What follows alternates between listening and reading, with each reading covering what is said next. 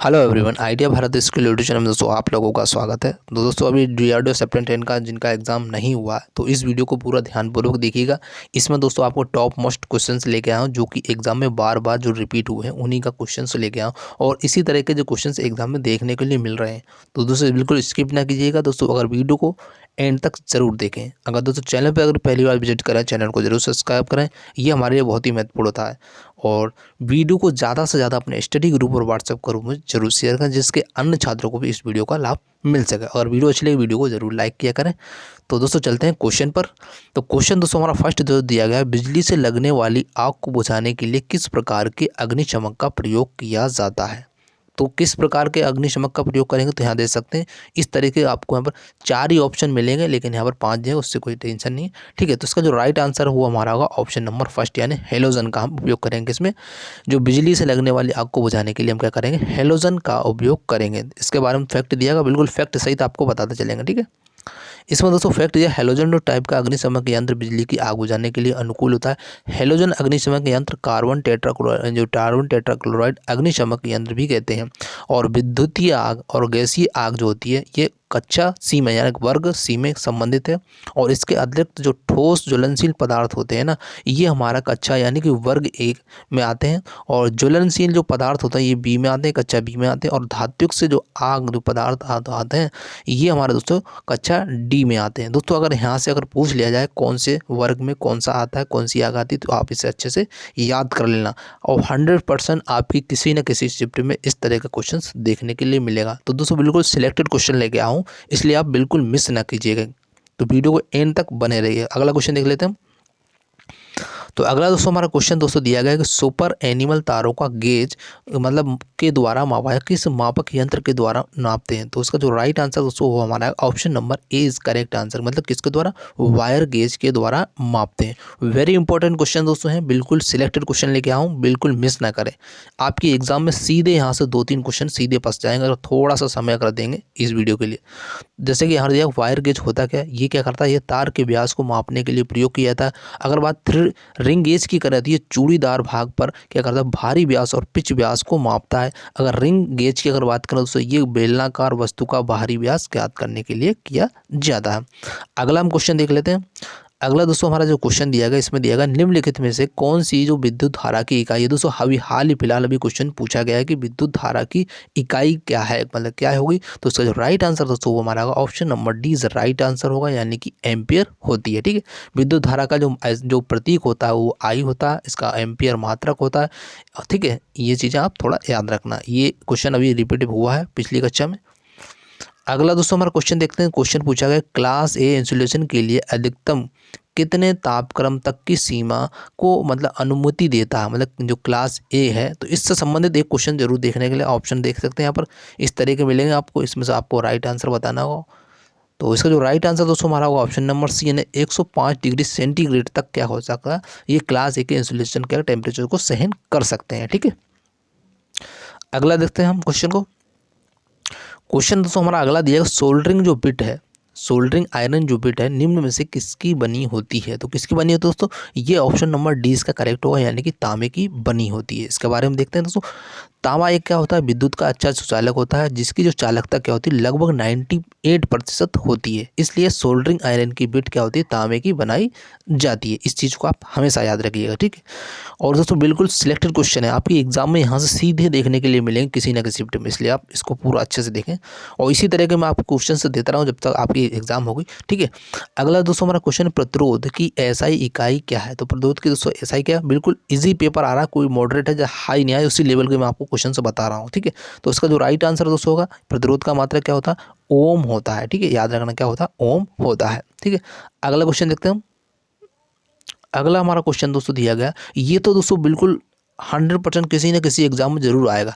ओम के नियम के अनुसार वोल्टेज किसके बराबर होता है। तो किसके बराबर होता है दोस्तों, इसका जो राइट आंसर होगा वो हमारा सी होगा, वी बराबर आई आर के बराबर होता है। जैसे कि यहाँ पे ओम का नियम दिया गया, नियत दाब एवं नियत जो हमारा ताप पर यदि धारा के मान में परिवर्तन वोल्टता के समानुपाती होता है। जैसे कि यहाँ देख सकते हैं V प्रोपोर्शनल टू आई, तो हमारा जो होता है V बराबर आई हो जाता है। अगर निकालना R निकालना तो V अपन आई हो जाएगा, जहाँ V क्या है, विभवांतर होता है, आई जो हमारा धारा होता है, R जो हमारा क्या है, प्रतिरोध होता है। जैसे यहाँ देख सकते हैं, इसका डायग्राम दिया गया। ठीक है, अगला हम क्वेश्चन देख लेते हैं। तो क्वेश्चन में देख सकते हैं यहाँ पर क्वेश्चन क्या दिया गया, इसमें देखिए आराम से। तो क्वेश्चन देख सकते हैं यहाँ पर दोस्तों, ये भी क्वेश्चन गया अभी हाल ही फिलहाल एग्जाम में पूछा गया है। विशिष्ट प्रतिरोध को किससे दर्शाया जाता है? तो किससे दर्शाते हैं, मतलब इसका जो मात्रक क्या है वो बताना है। तो इसका जो राइट आंसर वो है विशिष्ट प्रतिरोध का क्या होता है, ओम मीटर, इसका राइट आंसर होगा। जैसा कि देखिए विशिष्ट प्रतिरोध का ऐसा ही मात्रक ओम मीटर होता है। और विशिष्ट प्रतिरोध केवल पदार्थ पर निर्भर करता है। किस पर डिपेंड करता है? केवल पदार्थ पर निर्भर करता है। इसका जो फार्मूला होता है विशिष्ट प्रतिरोध का, देख सकते हैं आर बराबर रो एल अपॉन ए होता है। यानी जो विशिष्ट प्रतिरोध का जो प्रतीक होता है ये रो होता है बराबर आर एल अपॉन जो आर ए अपॉन एल होता है। ठीक है, ये हमारा होता है। जैसे कि यहाँ रूपांतरण करके ये इस तरीके से आपका निकाला जाएगा, ohm into M square, M से एम कैंसिल हो जाए तो ओम मीटर, इस प्रकार इसका मात्रक निकल गया है। ठीक है, अगला हमारा देखते हैं क्वेश्चन, देखते हैं यहाँ पर क्वेश्चन देखिए। क्वेश्चन में दोस्तों दिया है कि एक बंद परिपथ में सभी विभव परिवर्तनों का जो योग शून्य होता है, तो ये कौन सा नियम है? तो दोस्तों इससे भी संबंधित एक क्वेश्चन पूछा गया है, जिसको इसका नियम कौन सा दोस्तों, ये नियम है किरचॉफ का दूसरा नियम। और इसका जो फर्स्ट नियम जो होता है वो उससे भी क्वेश्चन आया था, न्यूमेरिकल क्वेश्चन आया था। ठीक है, और इसका जो हमारा ये याद रखना क्या होता है, एक बंद परिवर्तन में सभी जो विभव परिवर्तनों का जो योग होता है ये क्या होता है, शून्य होता है। ये हमारा कौन सा नियम है? नियम हमारा दूसरा नियम।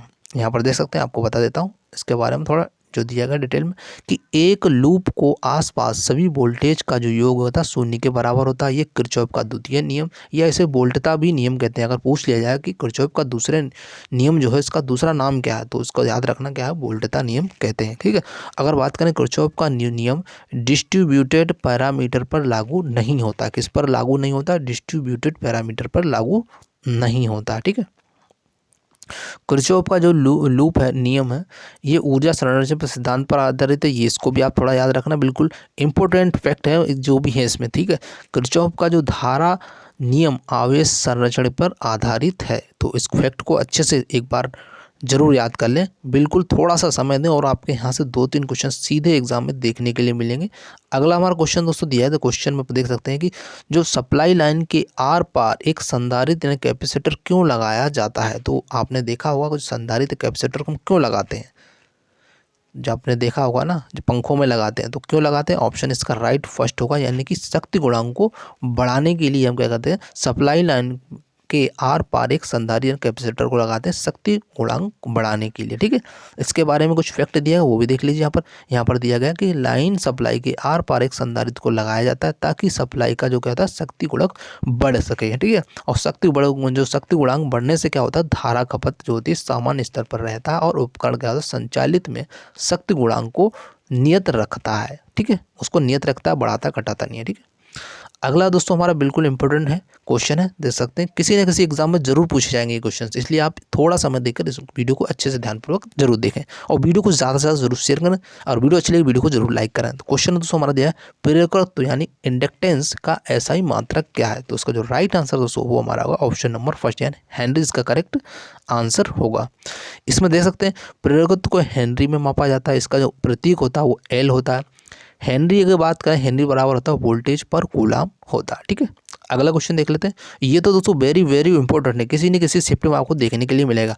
भारतीय घरों में एसी धारा जो विद्युत धारा की आवृत्ति कितनी होती है। तो उसका जो राइट आंसर सभी कमेंट करके आए 50 हर्ट्ज होती है। ठीक है, कई बार एग्जाम में क्वेश्चन पूछा गया। और यहाँ देख सकते हैं ये भारत में 203 वोल्टेज घरेलू एसी मुख्य आपूर्ति वोल्टेज का मानक जो होता है 50 हर्ट्ज, जबकि अमेरिका की अगर बात की जाए अंतर्राष्ट्रीय मानक जो सप्लाई आवृत्ति है वो कितनी होती है 60 हर्ट्ज होती है। ठीक है, अगला दोस्तों हमारा क्वेश्चन देख सकते हैं, वेरी इंपॉर्टेंट क्वेश्चन है दोस्तों, ये एग्जाम में अभी पूछा गया है कि एसी में आरएमएस और औसत मूल्य के अनुपात को क्या कहा जाता है। तो क्या कहते हैं, ऑप्शन नंबर इसका ई करेक्ट होगा, यानी कि अगर वहाँ पे दोस्तों ए बी सी डी 4 ही ऑप्शन हुए, लेकिन ठीक है इसका आंसर आप याद रखना कि फॉर्म फैक्टर बोलते हैं किसके, आरएमएस और औसत जो मूल्य होता है इसके अनुपात को फॉर्म फैक्टर, और ये एग्जाम में पूछा गया था। अगर इसका मान पूछा गया था दोस्तों, इसका अगर मान की अगर बात करें तो जो इसका जो साइन वेव मान के लिए ये होता है इसका तो 1.1 1 होता है। फॉर्म फैक्टर का मान अगर आप पूछा गया था अभी एग्जाम में हाल फिलहाल ही, तो 1.11, इसको याद रखना, ठीक है।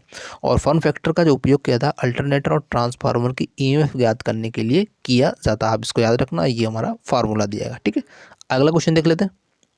और दोस्तों बिल्कुल मोस्ट इंपॉर्टेंट क्वेश्चन है, आप थोड़ा सा समय देंगे तो आपका यहाँ से 2-3 क्वेश्चन कुछ ही समय में तैयार हो जाएंगे।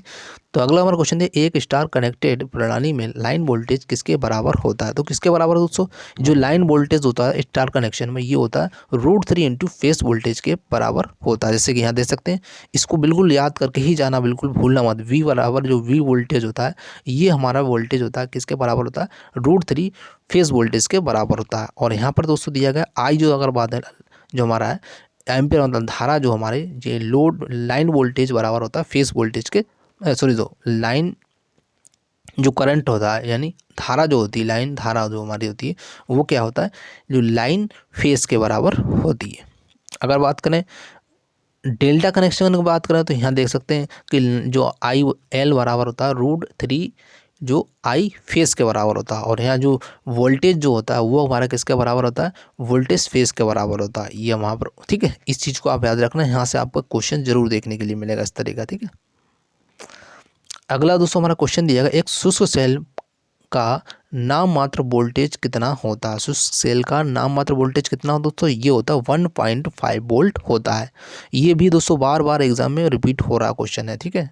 अगर बात करें शुष्क सेल में इलेक्ट्रोलाइट का अगर उपयोग किया था, किसका उपयोग किया था? सल्फ्यूरिक अम्ल इलेक्ट्रोलाइट होता है इसमें, और शुष्क सेल का प्राथमिक श्रेणी के आता है, ठीक है। अगला दोस्तों हमारा क्वेश्चन दिया गया है, इसमें दिया एक पूर्णतः आवश्यक सीसा जो सीसा एसिड बैटरी का विशिष्ट गुरुत्व कितना होता है? तो इसका दोस्तों जो पूर्णतः चार्ज हो जाती है तब उसका होता है 1280 होता है। कई बार एग्जाम में ये क्वेश्चन पूछा गया, इसलिए मैंने आपको इसमें दिया है। और दोस्तों आपको यहाँ से 100% 2 या 3 क्वेश्चन देखने के लिए मिलेंगे किसी न किसी शिफ्ट में, तो इसलिए आप अच्छे से पूरा वीडियो देख लें। कम समय में मैंने आपको 2-3 क्वेश्चन पक्के करवा दिए। ऐसे ही मैं आपको एक वीडियो और ऐसे प्रोवाइड कर दूँ जिससे कि 100% क्वेश्चन आपको यहीं से देखने को मिलेगा। तो thank you for watching this video. जय हिंद, जय भारत।